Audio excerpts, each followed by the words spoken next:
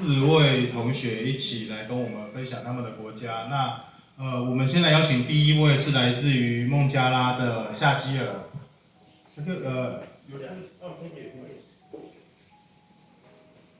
声欢迎。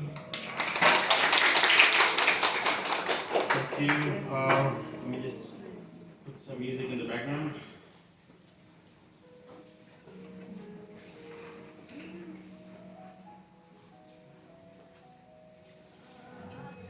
Okay, cool. So some music in the background. So I'm Shakil. So it's unfortunate that I won't be able to know your names by now. So I'll give a bit of a talk and hopefully we can have a bit of a conversation about Bangladesh, which is also known as in Mandarin, Bangladesh is known as Mungchala. Huh? Mungchala. Do you know where Bangladesh is? Like, can anyone?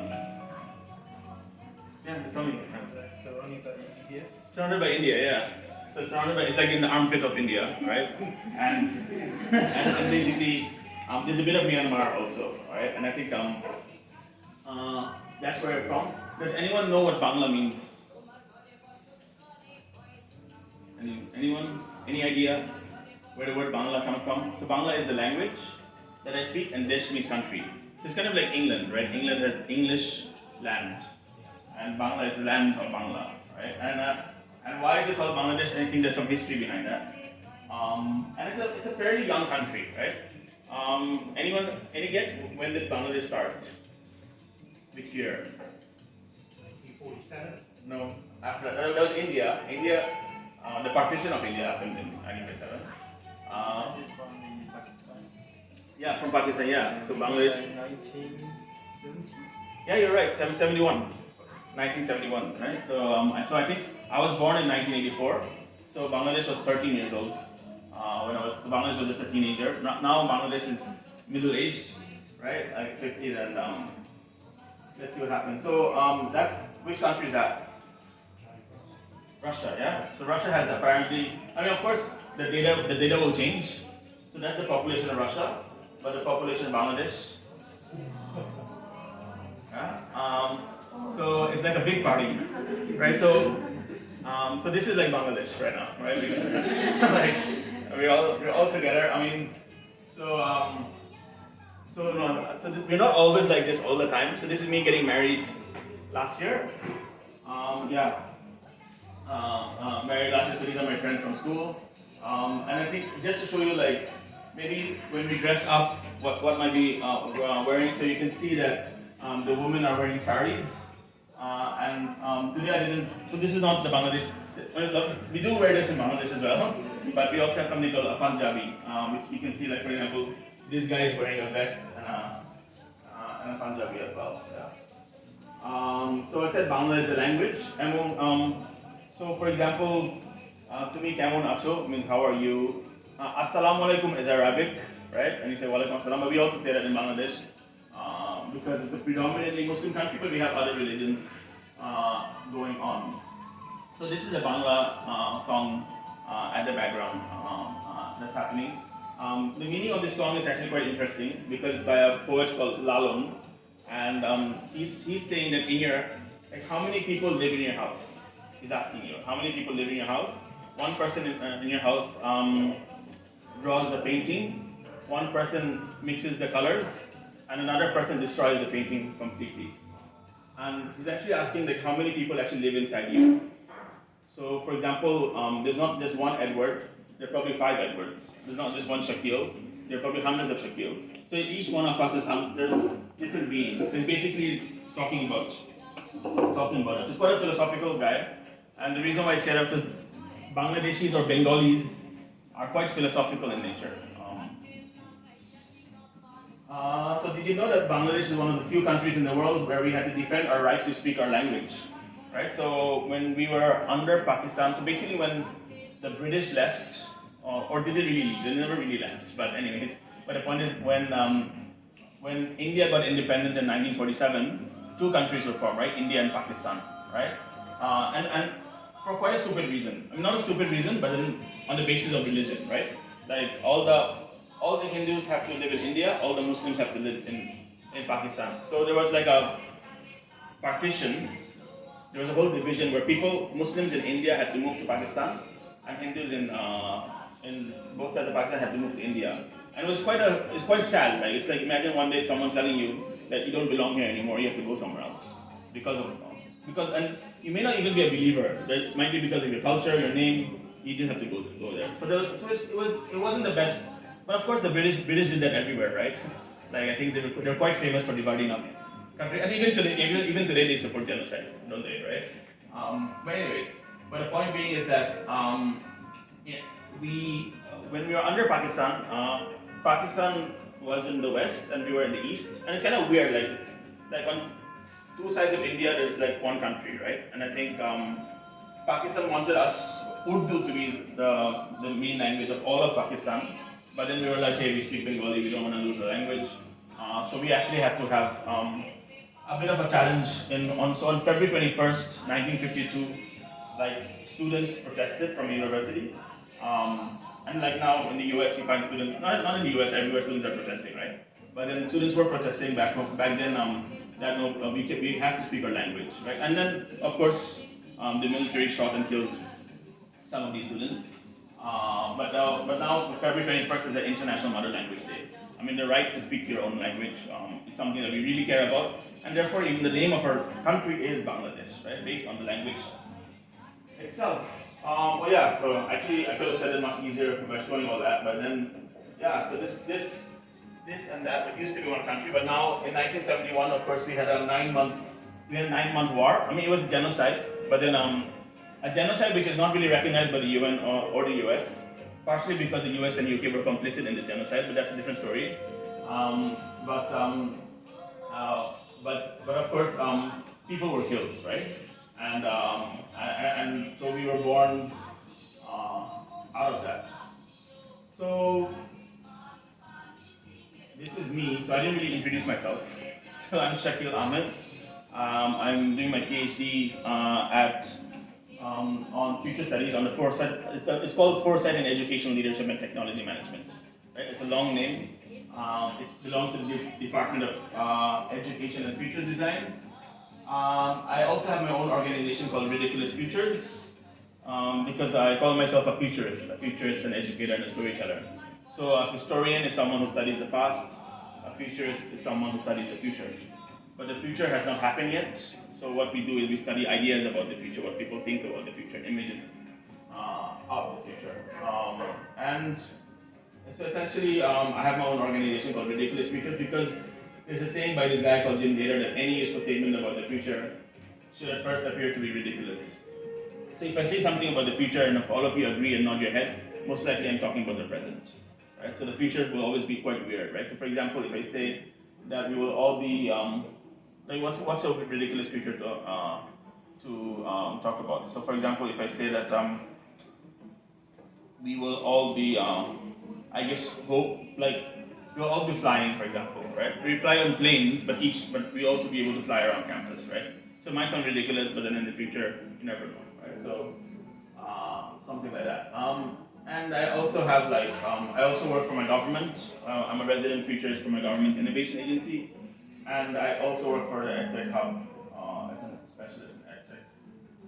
So I think one of my key questions for even the PhD that I'm doing, actually not just the PhD, in life, is that how do we help people learn to solve their own problems? And I think that's been kind of what I've been working on. So Bangladesh, when it was born in 1971, after 9 months of war, it was the second poorest country in the world, right? So, but right now we are our GDP is probably the highest in South Asia right now, or if not the second highest. But it's also like 20th to 35th largest economy in the world. So of course the basket case, I think it was Henry Kissinger or someone who called it a basket case, but then I think he was proved wrong. We turned out to be an economic miracle, and I think this of course is just one scene of Dhaka city, right? And Dhaka is the capital of Bangladesh, that's where I'm from. This is actually home. So this the family, that's my dad, my mom, my wife Sadia, and these are all that's her parents and everyone else. Just having a random dawah or a party. at home. We have kite festivals back home as well. This is usually in January during the winter. And also like we have like on the same day, like Old Dhaka becomes like a whole rave. And all these parties are happening over different rooftops and all that. We are known for our garment sector. So I think, I don't know, a lot of clothes that you buy, you'll see at the back, it's made in Bangladesh, right? Like whether it's from H&M and Zara or I'm sure more brands. Because truly a lot of clothes are made in Bangladesh, and this is one of our highest income generation revenue. But of course, sadly, it's also based on cheap labor, right? And I think at the same time, our second biggest industry is on foreign manpower, remittance of people sending money back home. But hopefully we are trying to figure out other ways of moving beyond that. So this is traffic back home. It's quite crazy. We're very well known for our traffic. It really slows down the city, but that's peak hour. Yeah. And this is Cox's Bazar. This is in the south of Bangladesh. This is like one of the longest. It's supposedly one of the longest unbroken sand beaches in the world. Right. So the sand goes on and on and on for a long time. So there'll hardly be any breaks. And this is in the southeast of Bangladesh, and it's kind of like a place where slowly it'll border Myanmar as well. This is basically a sad story. So a garment factory collapsed. I forgot the exact year, whether it was 2014 or 15, but a good number of people died. And I think, yeah, I mean, it goes to show that, of course, that there's a lot of productivity going on, but at the same time, like a lot of the manufacturers, they go to places like Bangladesh and all that because it's cheap labor, they can lower costs, and of course, this is the cost of lowering costs, right? Your buildings are not compliant, and all that. And of course, people are now trying to fix their ways, and we have become much more compliant and all that. This is also Bangladesh, kind of like Kamsuy in a way, right, with the hills. But the point is that this is in the southeast. Also, it's called the Chittagong Hill Tracts, where we also have different ethnicities also staying here. This is the Royal Bengal tiger, our national animal. Lives in the Sundarbans. Sundarbans is the mangrove forest. Kamsuy also is a mangrove trail as well, right? So, but then on the southwest is where the Royal Bengal tiger lives. Of course, when you go visit the Sundarbans, the ranger will always show you the footprint. Here's the footprint of the tiger, but you never see the tiger, and you don't know whether the ranger is just making the footprint itself or something. Our cricket team is also called the Bangladesh Tigers. Cricket is quite a big sport back home, thanks to the British as well. Right? They gave us cricket, but the thing is that I think it's a sport. I mean, we love both cricket and football, right? So during the FIFA World Cup, our country will become like the United Nations. Not the United Nations, but you'll see Brazil and Argentina flags all over because we're really into like Brazil and Argentina. But you also see signs of Germany and other countries as well. And it's quite strange because in a lot of countries they don't allow you to put flags of other countries, right? And I think Singapore is quite strict about not allowing this to happen. But in Bangladesh, we're all open about enjoying and celebrating football in other countries. So this is not Bangladesh. But it's just the danger of climate change. This is, I think, it's probably Maldives or maybe not Maldives. Huh? I think it's Nauru. Yeah. Sorry. I think it's Nauru. Nauru. Yeah. So from somewhere from the Pacific, isn't it? Right. But it's just basically showing that things are not going. And of course, Bangladesh also has the danger of facing climate change as well. And I think, and of course, we do have our fair share of floods. I mean, we've become much more better in disaster management. I know Taiwan also has different disasters that it faces at different times, and it's also become better. So similarly, I think we also have our fair share of cyclones, and even like 2 days ago there was a cyclone back home as well. And I think even now, I think some places are probably like this. Of course, there are many more stories to be told regarding any aspect that you touch, whether it's food. So this is I think one of our national fish is called hilshot, and I think we like spicy food, a lot of different spices, but it's quite different from Indian food. And of course, it's unfair to say Indian food. It's like saying Chinese food, but Chinese food is like so broad, right? So many different parts. But Indian food also, like, there's so many parts of India. So Bangladeshi food is also probably not fair to say, because within Bangladesh we also have different districts and different types of cuisine as well. But generally, our food is not bland, right? So it's quite spiced up, and maybe it might be something that you haven't tasted before. And of course, we're into fashion, we're into our culture, and all that. So the thing is that I mentioned that, of course, on one hand, that Bangladesh became an economic miracle. The GDP is high, but of course nowadays, what's happening? We know that GDP is not sufficient to describe the success of a country, because you might have a country with high GDP, but then there's inequality, there's climate effects, and all that. So you know, like Bhutan believes in gross national happiness, right? So they believe that happiness should be a measure to look at. But in my PhD, I'm trying to focus on this topic of gross national inspiration, right? Like, what would it look like if a country's policies were set so that the citizens of a country are inspired with their own lives, but they're also inspiring to other people. So in that hope, I hope that Bangladesh is not just inspired, but inspiring to others around the world. So that not just one boat, but all boats can rise together. Because sometimes I think when we compare countries, we get lost in this weird competition, right? But I think the idea is that how do we actually work towards a place where we are indeed inspired by each other to make a better world, right? Or a better universe.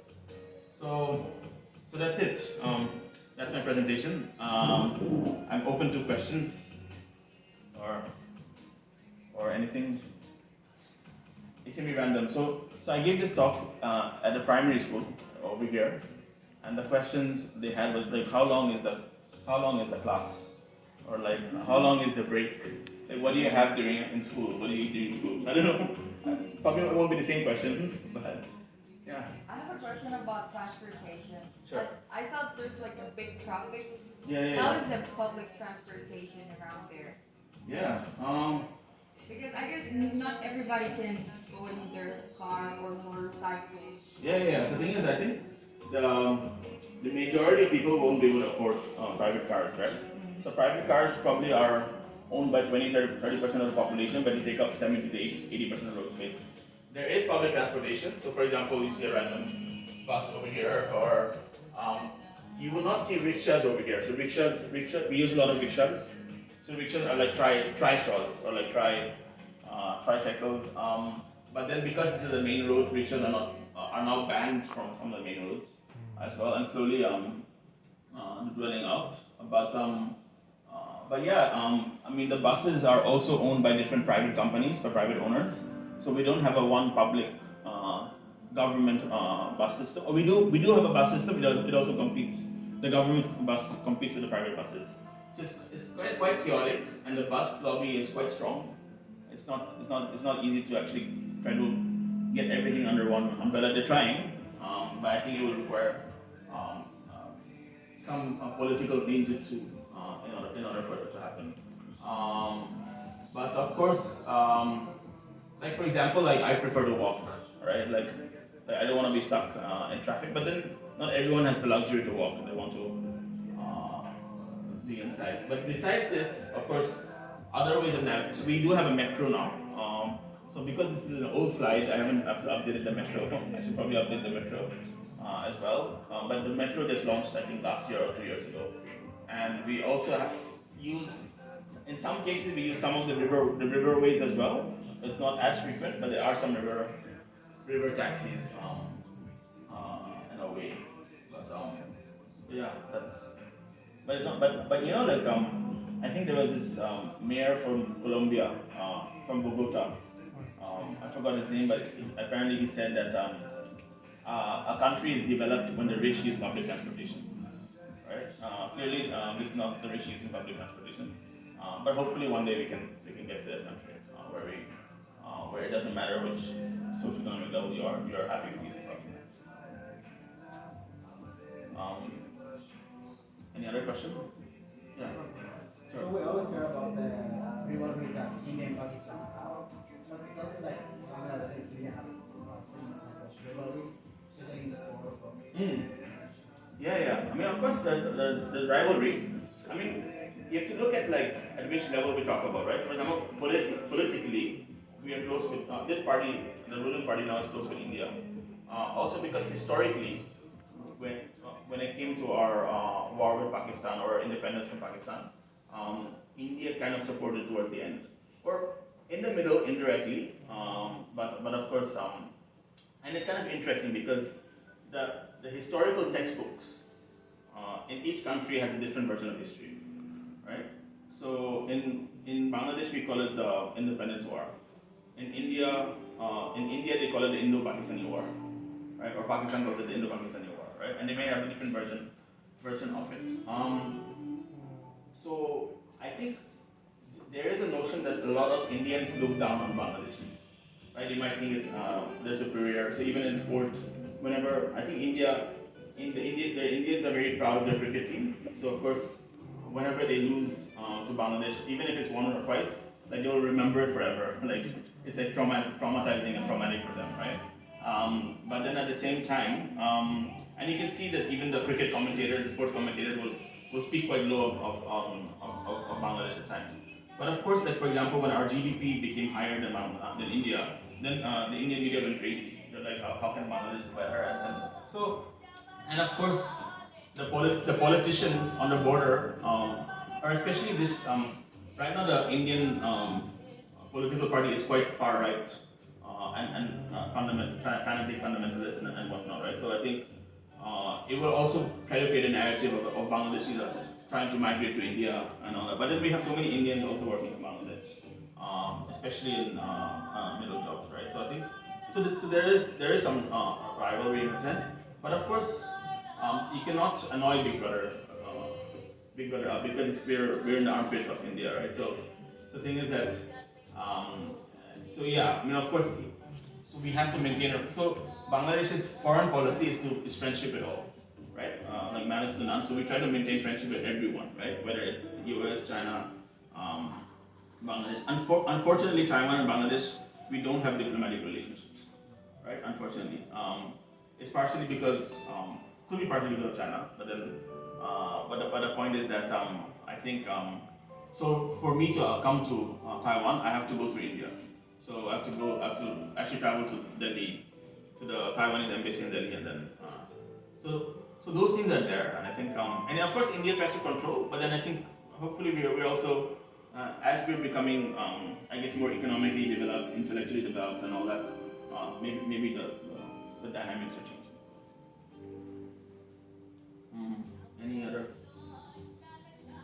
Any question or was this completely boring?